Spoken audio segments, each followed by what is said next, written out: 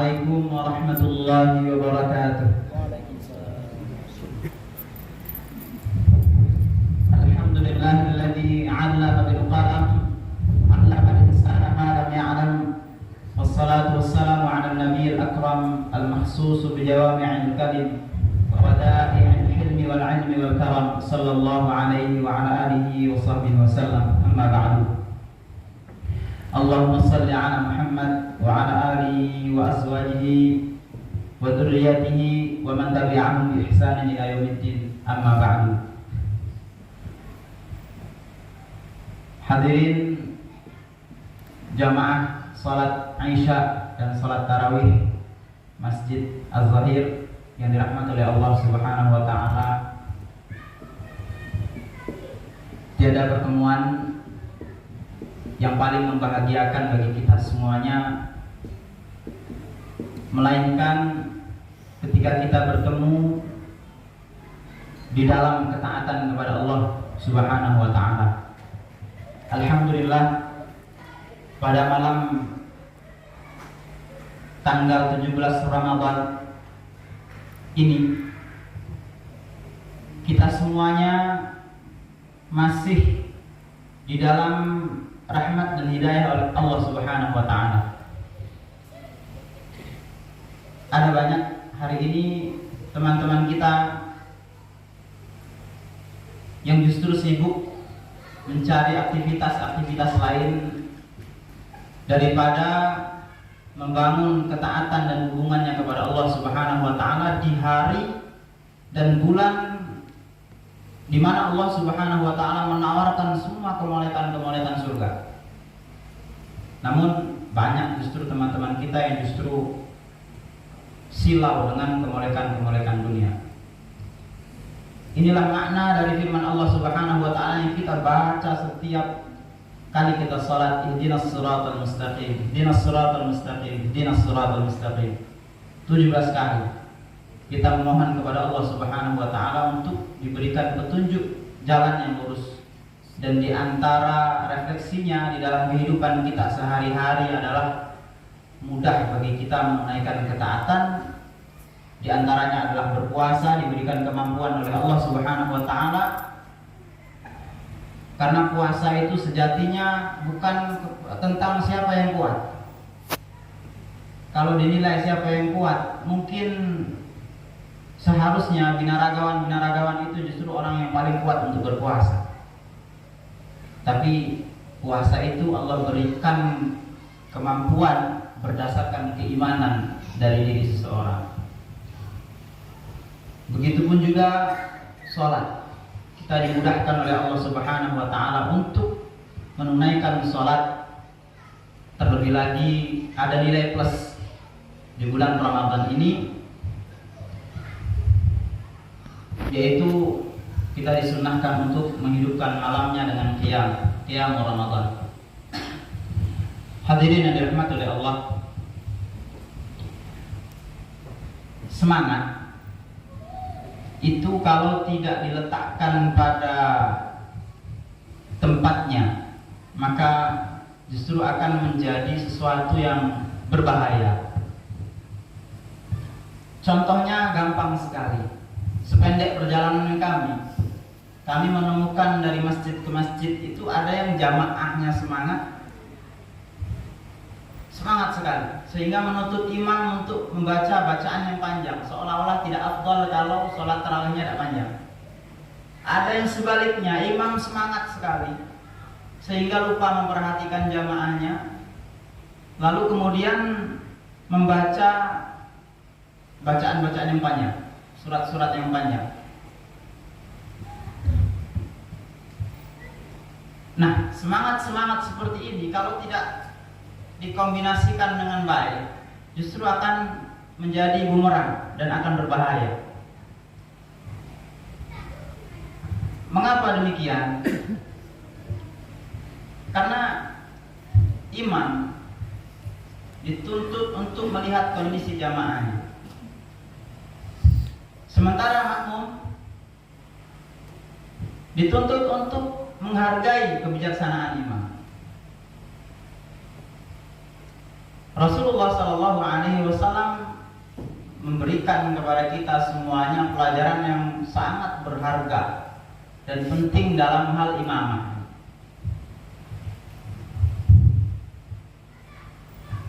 Anas bin Malik radhiyallahu anhu pernah mengutarakan begini, karena Rasulullah sallallahu alaihi wasallam akhaffan nasi salatan.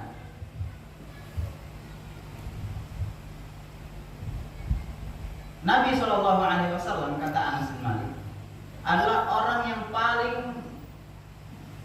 ringan salatnya kalau sedang berjamaah. Fi tamamin, ringan sempurna. Kita tahu betapa semangat Nabi Shallallahu Alaihi Wasallam ketika sholat sendiri. Ini tidak sama. Nabi itu ketika dia sholat sendiri dan sholat mengimami orang lain. Kita akan menemukan riwayat-riwayat Nabi sholat sampai bengkak-bengkak kaki, Nabi sholat sampai ya semalam suntuk, tidur hanya sedikit. Itu kalau Nabi sendiri. Jadi hadis-hadis tentang ibadah Nabi sendiri secara individu jangan diterapkan dalam ibadah kolektif. Semangat boleh, tapi lihat kondisi.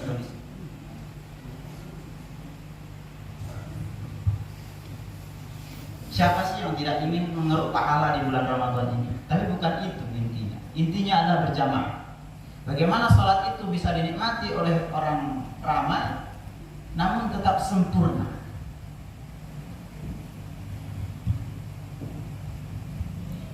Sehingga dalam riwayat lain, sahabat Anas bin Malik, beliau pernah mengatakan,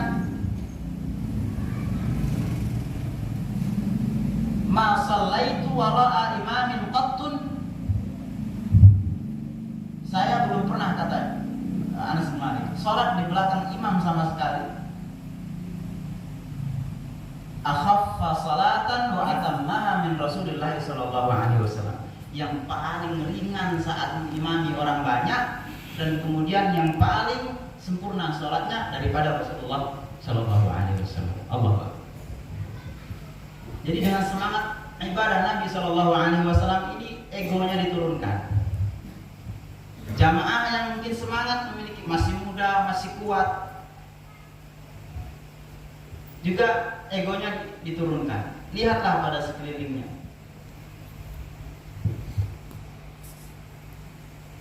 Sahabat Mu'adz bin Jabal radhiyallahu anhu itu biasa beliau sholat Isya bersama Nabi Shallallahu Alaihi Wasallam secara berjamaah, lalu kemudian beliau pulang ke kampungnya, ke kaumnya untuk mengimami masyarakatnya. Satu ketika beliau ini membaca surat Al-Baqarah. Tak tanggung-tanggung bang. Surat Al-Baqarah dibaca. Nah, kita ini ala kumutakatur lah besar jamaah kok. Ditengok kalau imam tarawih itu ditengok dulu awalannya apa. Tilkar rusulu panjang kok. Lah sholat lah tengok kanan tengok kiri. Al-Baqarah, bisa dibayangkan Al-Baqarah itu kan 2 juz lebih, hampir 2 juz setengah. Sehingga ada seorang makmum yang keluar, memisahkan diri dari sholat sendiri. Panjang nih yang imam kok, tak nengok-nengok lagi, nah sudah batal sholat dewek. Ada riwayat yang mengatakan dia dihakimi oleh kawan-kawannya yang lain, munafik. Ada riwayat yang mengatakan ada yang menceritakan itu kepada sahabat Mu'adz bin Jabal. Nah, tadi ada jamaah yang ada sahabat kita yang itu yang membatalkan sholat. Kata Mu'adz, innahu munafik. Lalu si sahabat yang membatalkan diri tadi tidak terima, dibilang, awas saya adukan kepada Nabi Shallallahu Alaihi Wasallam. Lalu sahabat ini datang kepada Nabi Shallallahu Alaihi Wasallam menceritakan hal itu. Wahai Rasulullah, kami ini adalah orang-orang yang bekerja berat di siang harinya. Na'malu bi aydina, kami pekerja berat. Kemudian kami juga harus mengurusi kebun-kebun kami, mengairi. Yang pernah haji atau pernah umrah atau pernah jalan-jalan ke kota Makkah atau Madinah mungkin bisa mengira-ngira kira-kira derajat di situ berapa. Kemudian alas pijakannya di situ apa? Kalau kita ini kan tanah, sampai ke sungai, panas dikit bisa jebur kan. Tadi malam Mu'ad mengimami kami membaca surah Al-Baqarah. Lalu saya tidak kuat keluar. Saya dibilang munafik. Lalu yang dipanggil oleh Nabi Shallallahu Alaihi Wasallam adalah Mu'ad bin Jabal. Datang. Ya Mu'ad, afattanun an? 3 kali diulang. Ya Mu'ad, afattanun an? Ya Mu'ad, afattanun an? Wahai Mu'ad, apakah engkau ingin memecah belah jamaah? 3 kali diulang oleh Nabi Shallallahu Alaihi Wasallam. Kalau mencerai-beraikan jamaah yang sudah berkumpul ini, maka kemudian Nabi Shallallahu Alaihi Wasallam mengatakan, "Idza amamtan nas falyukhaffif." Atau dalam riwayat hadis yang lain, "Idza amma ahadukumun nasa falyukhaffif." Fa inna fihi mudha'if, fa inna fihi musghir wal kabir wal dha'if wal marid wa dzal hajah. Wa idza shalla li nafsihi falyutawwil ma syaa. Kalau di antara salah seorang di antara kalian mengimami orang banyak, maka ringankanlah bacaannya. Ringankanlah bacaannya. Dan itu dilakukan oleh Nabi Shallallahu Alaihi Wasallam. Rasulullah Shallallahu Alaihi Wasallam diriwayatkan oleh sahabat Anas radhiyallahu anhu, ketika beliau ini hendak memulai sholat, yasma'u buka as-sabi ma'a ummi. Ketika beliau ini hendak memulai sholat, beliau mendengar tangisan seorang anak kecil. Ada ibu-ibu, begitu wanita sahabiah bawa anaknya nangis. Maka Rasulullah Shallallahu Alaihi Wasallam yaqra surah Al-Khafifah, surah Al-Qasirah. Nabi Shallallahu Alaihi Wasallam membaca surat yang ringan, surat yang ringkas. Begitu Nabi Shallallahu Alaihi Wasallam. Falyukhaffif, ringankan. Apa? Ada anak kecil di dalam jamaah itu. Ini tidak kadang-kadang saking semangatnya, apalagi mic-nya bagus kan, echo-nya juga bagus.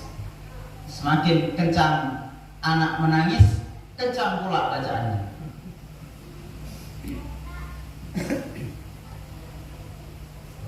Nah, sebaliknya, yang bawa anak ke masjid jangan dibiarkan. Ada pendidikan khusus sebelum dia dimasukkan ke masjid, begitu di rumah. Ribut, nanti dibawa ke rumah, dibilang jangan diusir dari masjid.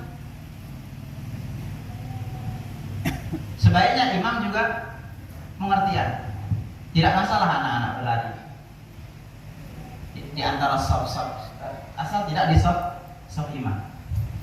Namun ketika dia mengeluarkan suara, menangis, kemudian bertengkar satu sama lain, nah itu perlu dikondisikan. Berangkatnya dari rumah. Jangan dihardik di masjid, jangan diusir, jangan dimarahi. Lalu bagaimana anak-anak kita akan kenal dengan masjid kalau dia diusir dari masjid?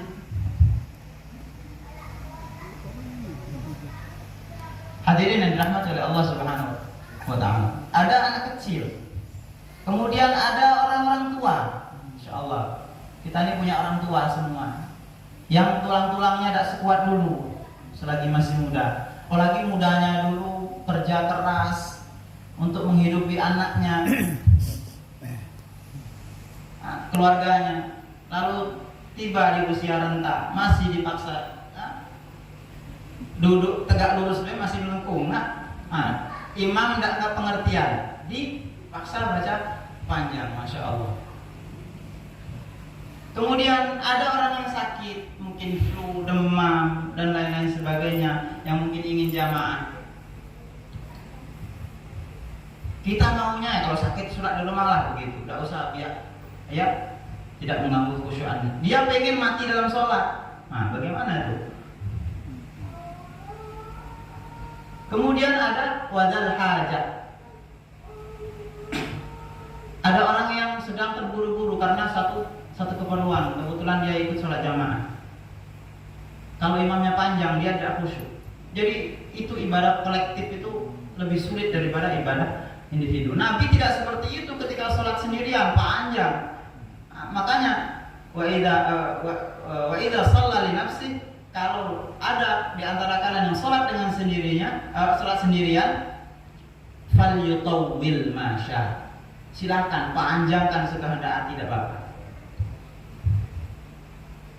Kita ini dah sholat jamaah pengen pendek, sholat sendiri tambah pendek.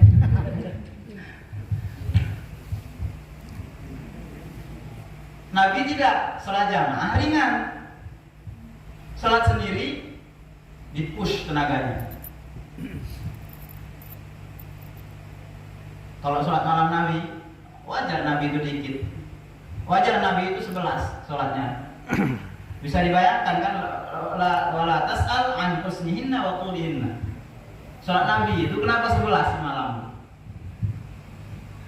Kata Ummul Mukminin Aisyah radhiyallahu anha, ma yazidu Nabi sallallahu alaihi wasallam an 11 rakaat fi ghairi Ramadan, fi Ramadan wala fi ghairi Ramadan. Nabi tidak pernah lebih dari 11. Kenapa Nabi itu 11? Apa yang 20 itu tidak boleh? Tidak, itu diamalkan oleh para sahabat. Apa kita akan menuduh sahabat itu buat agama? Bisa dibayangkan sholat Nabi itu. Ummul Mukminin selalu santai bilang la tas'al an husnihinna wa tulihinna. Jangan tanya panjangnya, jangan tanya bagusnya. Kalau sekali tegak Al-Baqarah, kira-kira 1 rakaat berapa? Bang Edi? Kalau Nabi sholatnya itu pertengahan malam saja, jangan sepertiga akhir. Nah, berapa kira-kira waktu yang dibutuhkan untuk 11 rakaat? Nah, itu yang sunnah yang perlu dipanjangkan itu ketika sholat sendirian. Sunnah Nabi ketika sholat berjamaah ringan, itu sunnah. Bukan memaksakan ego masing-masing. Insya Allah di Masjid Al-Zahir itu tidak ada macam itu lah. Hah? Tidak ada yang banyak.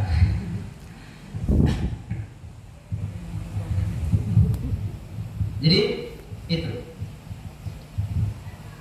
Jadi menjaga keharmonisan dalam beribadah kepada Allah Subhanahu wa taala lewat sholat berjamaah ini adalah dengan cara meringankan sholatnya. Tapi jamaahnya juga harus pengertian. Jangan nak minta qul huwallahu ahad terus.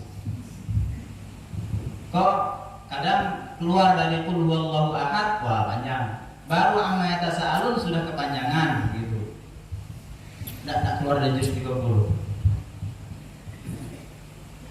Hadirin yang dirahmati oleh Allah Subhanahu wa taala, begitu. Nah, ada masalah lain yang ingin kami sampaikan. Bertalian dengan niat. Nabi Shallallahu Alaihi Wasallam bersabda, "Man lam yubayyitin niyyah, fala siyama lahu." Siapa yang tidak menyengaja berniat berpuasa pada malam harinya, maka tidak ada puasa baginya.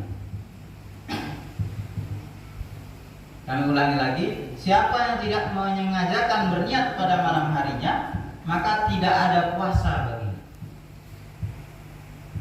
Niat ini sangat penting dalam agama kita. Sehingga hampir semua perbuatan itu ya berkaitan langsung dengan niat. Sehingga Imam Nawawi dalam Al-Arba'in An-Nawawiyahnya menuliskan hadis tentang niat itu pada urutan nomor 1. Innamal a'malu binniyat. Sehingga dari hadis ini kemudian dijadikan kaidah dalam fikih dan usul fikih. Al-umuru bimaqasidiha. Sesuatu itu tergantung dengan maksud dan tujuan. Karena niat inilah ya kita bisa menjadi orang muslim sejati dan bisa menjadi orang munafik. Tergantung motifnya mengucapkan la ilaha illallah itu apa. Kalau niatnya untuk menipu kaum muslimin, jadi orang munafik. Tapi kalau niatnya ikhlas, lillahi ta'ala, sadar betul dengan konsekuensi la ilaha illallah, dia jadi orang mukmin sejati.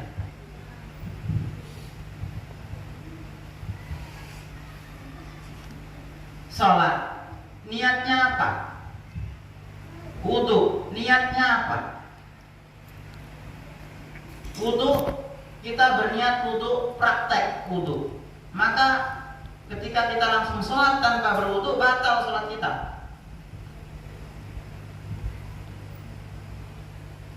Berwudu memang niat berwudu, bukan untuk praktek.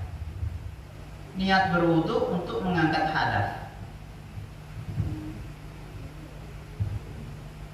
Sholat, niat sholat untuk mengangkat kewajiban kita lillahi ta'ala. Kalau kita sholat, niatnya untuk praktek sholat, itu belum menggugurkan kewajiban. Seperti tadi sholat isya, ada mungkin yang berniat nak praktek sholat isya gitu dalam hatinya. Allahu Akbar, sholat isya lagi sudah ini.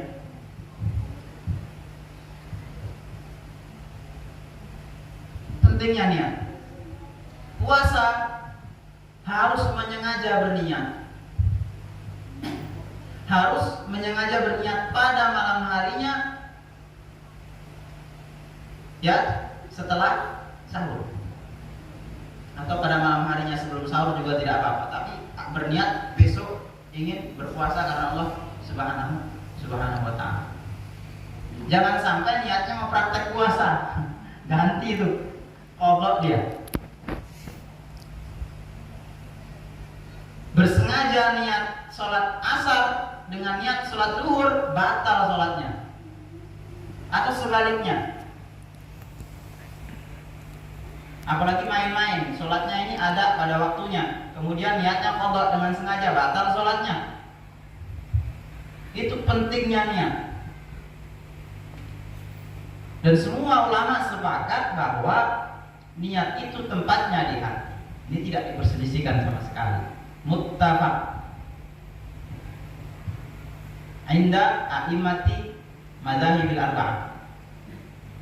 Sepakat 4 mazhab mengatakan niat tempatnya di dalam hati.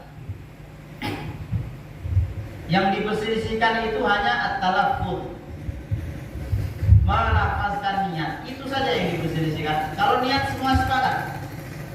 Nah, bagaimana kalau niat itu dilafazkan? Seperti umumnya kadang-kadang sampai ada di TV, nawaitu shauma ghadin itu sampai ujung.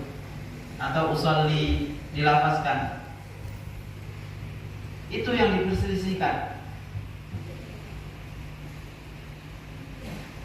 Imam Abu Hanifah tegas mengatakan at-talaffuz bin niyyah bid'ah. Wa yustahsanu indal wasawis. Melafazkan niat, kata Imam Abu Hanifah, hukumnya bid'ah. Tidak ada contoh dari Nabi. Nabi kan tidak perlu. Nabi tidak pernah melafazkan niat kecuali pada ibadah haji atau ibadah umrah. Karena ibadah ini sifatnya tauqifi, ya nunggu wahyu dari langit. Yang ada contohnya menggunakan niat itu hanya di haji dan umrah, sementara ibadah yang lain dikerjakan oleh Nabi tanpa talaffuz, melafazkan niat, maka tidak boleh pada ibadah yang lain. Lalu dalil orang yang mengatakan niat boleh dilafazkan, bagaimana qiyas? Mengkiaskan ibadah-ibadah yang lain kepada ibadah haji haji dan umrah. Tapi dibantah, qiyas itu seharusnya pada bab yang sama, pada hukum yang sama, pada bab yang sama. Sholat, seperti kalau pada bab yang sama, sholat sunnah yang 2 rakaat itu kan tidak dijelaskan oleh Nabi SAW caranya. Lalu bagaimana kita bisa melaksanakan sholat yang 2 rakaat? Kalau bilang subuh kah itu? Atau sholat rawatib yang lainnya 2 rakaat kita laksanakan seperti sholat subuh? Nah, dari mana? Tidak pernah dijelaskan oleh Nabi tata caranya. Itu kiasnya kepada sholat subuh. Tata caranya langsung otomatis begitu. Nah, ibadah haji dengan ibadah sholat, ibadah puasa lain bab, tidak bisa dikias-kiaskan. Namanya qiyasun ma'al farid. Qiyas mengkiaskan sesuatu yang berbeda. Nah, ini tidak boleh begitu. Nabi tidak pernah melafazkan niat pada waktu sholat, pada waktu puasa. Berarti kita juga tidak melafazkan niat pada waktu sholat dan pada waktu puasa. Mazhabnya Imam Abu Hanifah. Tapi wa yustahsanu 'indal wasawis, dianggap bagus ketika kita dalam kondisi yang tidak tentu pikiran dan suasana hatinya.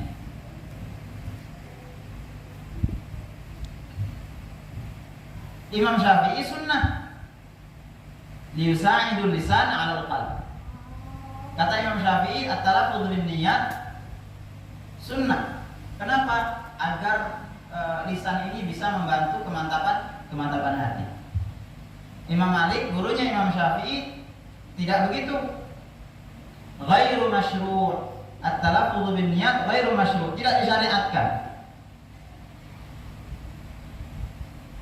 Tapi wa yustahabbu 'indal wasawis. Kalau saat kondisi tidak tentu pikiran, tidak khusyuk dan lain sebagainya, itu juga dibolehkan, dianggap baik, dianjurkan.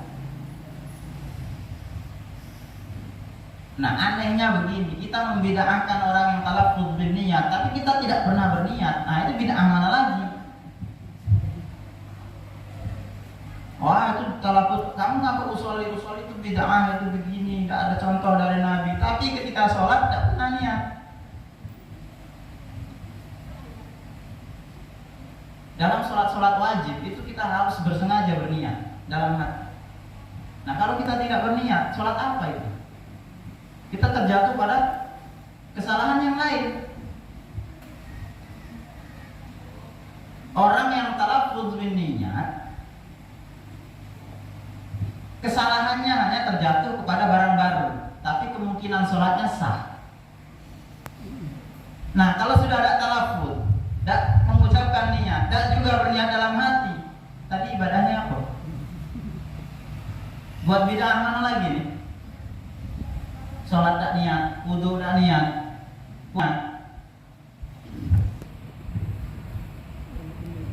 Nah itu, sama ini kan analogi yang lain. Nah, kita ngomong yasinan itu bid'ah, ini tidak ada contoh dari Nabi. Baca Quran tak pernah.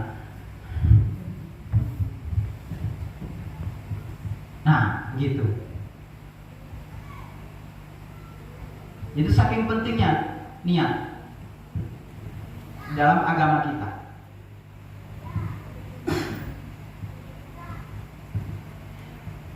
Hadirin yang dirahmati oleh Allah Subhanahu wa taala. Yang pertama tadi masalah imamah. Yang kedua masalah niat. Ini seputar permasalahan yang sering sekali ditanyakan pada bulan Ramadan. Nah, lagi ini masalah wanita pula. Harusnya tanggung jawab bapak-bapaknya. Dan tanggung jawab orang yang akan menikah dan orang yang akan memiliki anak atau Ramadan ini punya anak.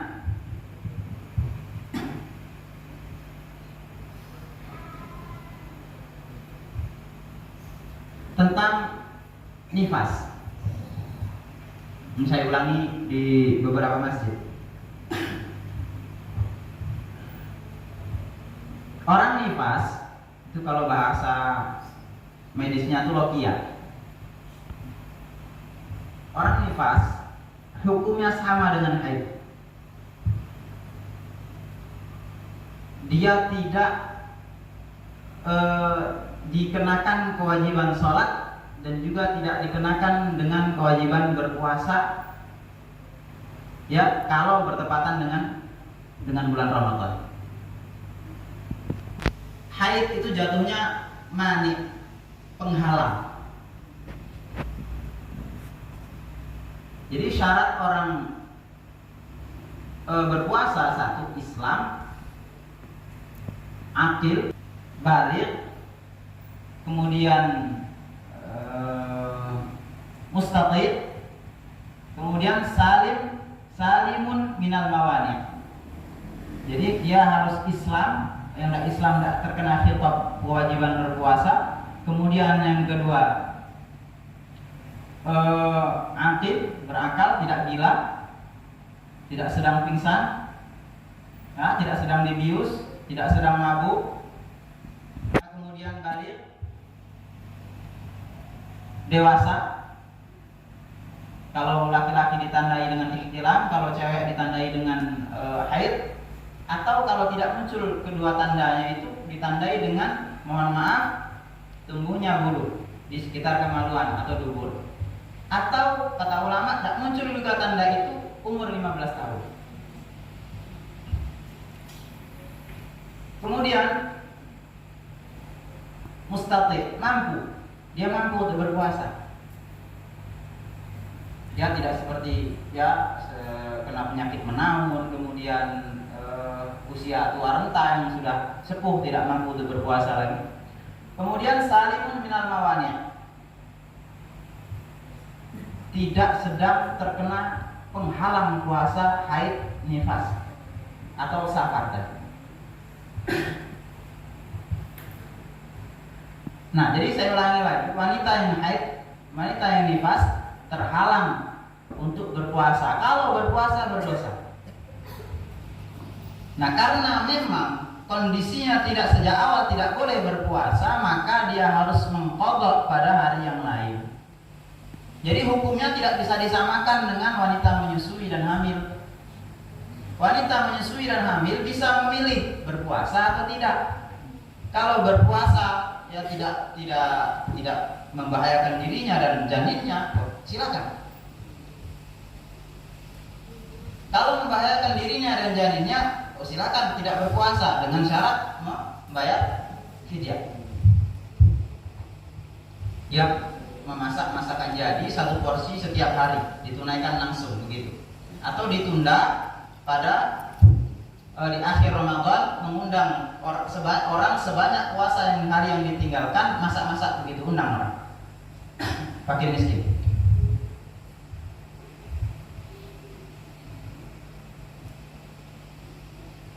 Tapi kalau haid dan nifas, dia tidak bisa memilih. Tidak sehat pun dia tidak bisa puasa, tidak bisa sholat. Makanya dia harus qadha, karena tidak bisa memilih untuk berpuasa atau tidak. Nah, kalau ada yang melahirkan Ramadan ini, awal Ramadan tadi melahirkan, lahir, berarti nifaskan umumnya 40 hari, berarti 1 bulan dia mengqadha. Tidak masuk dalam hukum susu menyusu, tidak masuk dalam hukum hamil tadi. Jadi selama 365 hari ke depan dia harus mencicil selama 30 hari atau 29 hari.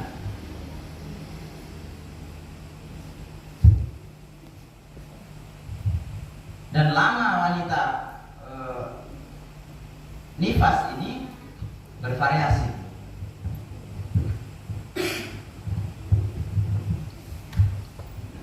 Dan ini sudah dibahas oleh ulama.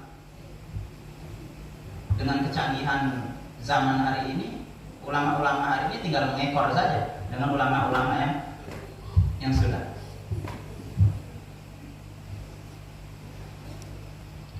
Ya, awal muncul ya Allah Subhanahu wa taala, Sang Pencipta dan Maha mengetahui hikmah-hikmah ya di balik hal itu semua.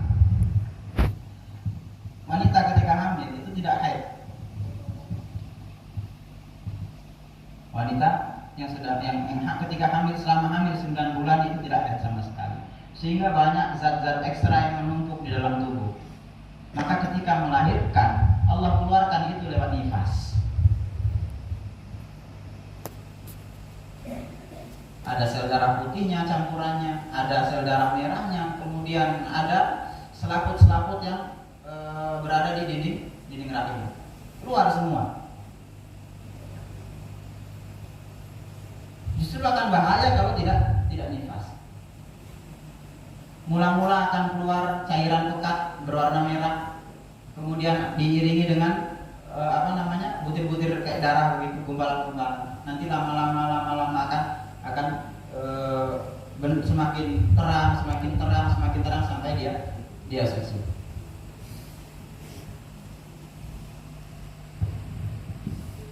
Ibnu Qudamah al-Maqdisi berdasarkan riwayat dari Ummu Salamah radhiyallahu anha, beliau mengatakan aktsar muddati an-nifas 40 yauman. Wanita nifas paling lama masanya adalah 40 hari. Ini setelah saya sampaikan di sini, tugas saya sebagai dai lepas, berarti tanggung jawabnya beralih kepada para suami untuk memberitahukan kepada istrinya. Istri punya tanggung jawab sendiri terhadap dirinya.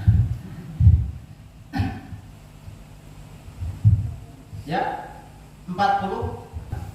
Ini berdasarkan riwayat dari Ummu Salamah radhiyallahu anha. Beliau mengatakan bahwa wanita-wanita pada zaman Nabi Shallallahu Alaihi Wasallam tidak sholat karena nifas selama 40 hari. Dan pada riwayat yang lain masih diriwayatkan oleh Ummu Salamah radhiyallahu anha. Beliau bertanya kepada Nabi Shallallahu Alaihi Wasallam, "Kam tajlisul mar'ah idza waladat?" Berapa hari wahai Rasulullah wanita tidak sholat ketika melahirkan? Maka dijawab oleh Rasulullah SAW, arba'ina yauman, 40 hari, illa antara tuhra qabla dzalika, kecuali kalau dia sudah suci sebelum 40 hari. Nah, berdasarkan riwayat hadis ini, Imam At-Tirmidzi, Abu Isa At-Tirmidzi kemudian menyampaikan bahwa sudah jadi ijma, konsensus, kesepakatan para ulama dari kalangan para sahabat dan orang-orang para ulama setelahnya bahwa kadar waktu minimal bagi wanita yang nifas adalah 40 hari. Kasusnya bagaimana kalau 40 hari belum berhenti? Ya, saya tidak tahu, ibu pulang saya yang tahu. 40 itu lah berhenti atau belum? Ya, kata Ibnu Qudamah al-Maqdisi di dalam kitab Al-Mughni, beliau menyebutkan bahwa kalau wa in zada ala dzalika, kalau lebih daripada 40 hari, kalau bertepatan dengan haid, siklus menstruasinya, itu harus hafal nih ibu-ibu, berarti kalau bertepatan dengan siklus menstruasi dihitung berdasarkan kalender Hijriah. Nah, sekarang ada Android. Nah, simpanlah kalender Hijriah, tandai itu. Jadi kalau ada yang haid hari ini, hitungannya ini 17 Ramadan. Hari ini hari Sabtu, hari Ahad maksudnya. Jadi kalau 7 hari, Ahad, Senin, Selasa, Rabu, Kamis, Jumat, Sabtu. Hari Sabtu ini sudah selesai. Jadi hitungannya tidak digerakkan kepada Ahad. Nah, ibu-ibunya senyum-senyum tuh. Nggak pernah haid baik Ustaz.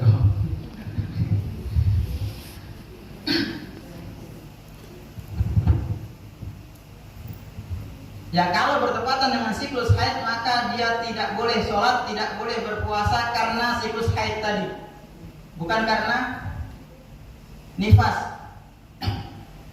Kalau tidak bertepatan dengan siklus haidnya, maka dihitung istihadhah. Apa Apa beda haid dengan istihadah? Haid tidak boleh sholat, istihadah harus sholat. Apa bedanya lagi? Haid itu luruhnya sel-sel buahi di dinding rahim tuh. Setiap bulan hangus dia busuk keluar. Kalau istihadah itu damun yakhruju minal irq, darah yang keluar dari pori-pori dari dalam. Darah penyakit, bahasa sederhananya darah penyakit. Orang sudah operasi keluar, wanita sudah operasi keluar darah dari kemaluan, itu istihadah bukan haid. Sehingga ada kasus yang sampai kepada saya itu haid keluar darah pasca operasi selama 3 bulan, tidak berhenti. Nah, kebetulan bertemu dengan Ramadan, itu bagaimana? Nah, ini suami fikih wanita itu ribet kayak orangnya.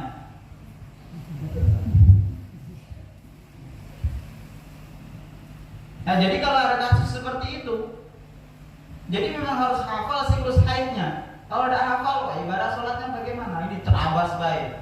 Wah, ini istihadah lah semuanya ini gara-gara operasi ini. Sehingga tidak tahu lagi, padahal harus dihitung siklus haidnya. Kalau pas siklus haid tidak dihitung istihadah lagi, harus berhenti sholat, berhenti puasa. Tapi di luar siklus haidnya dia harus puasa lagi.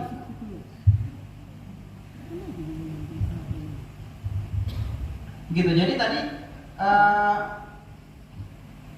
tanda yang lainnya apa? Kalau haid pekat, istihadah tidak, agak terang gitu.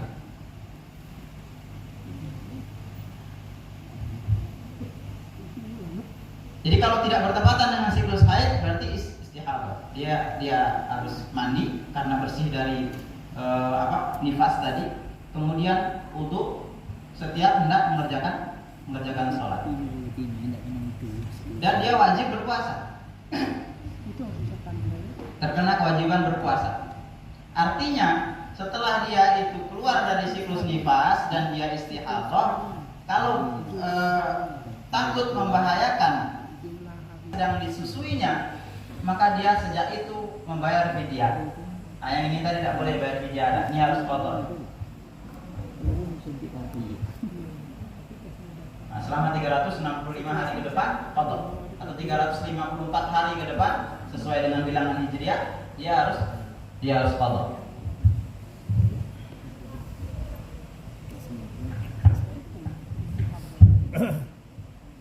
Imam Ahmad menambahkan, kalau bertepatan dengan siklus haid, maka suaminya tidak boleh mendatanginya, dia tidak terkena kewajiban sholat, dia tidak terkena kewajiban berpuasa.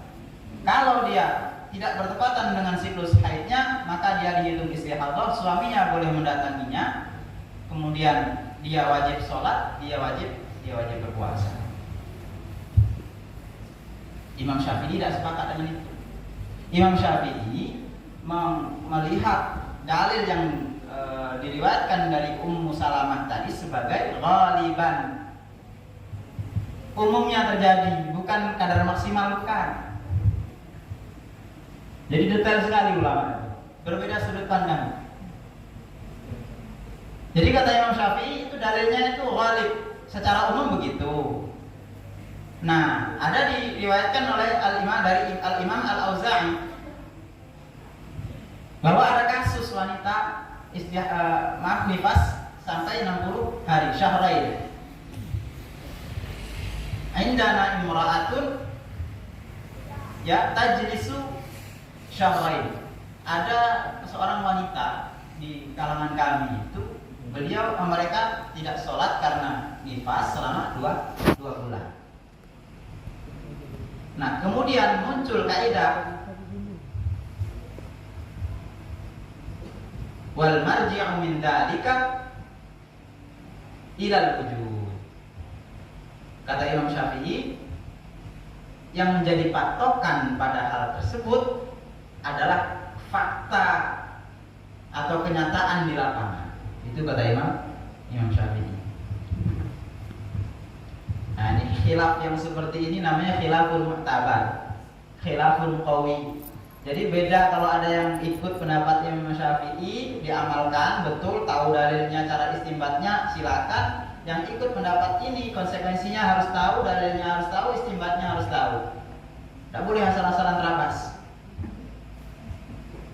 Bedanya apa? Bedanya di terpaut perbedaannya adalah terkena dengan siklus haid atau tidak. Kalau Imam Syafi'i tadi selama 60 hari memang nifas semua, tidak boleh sholat, tidak boleh puasa. Puasanya harus diqadha, sholat tidak boleh. Kalau sholat berdosa malahan, kalau puasa berdosa.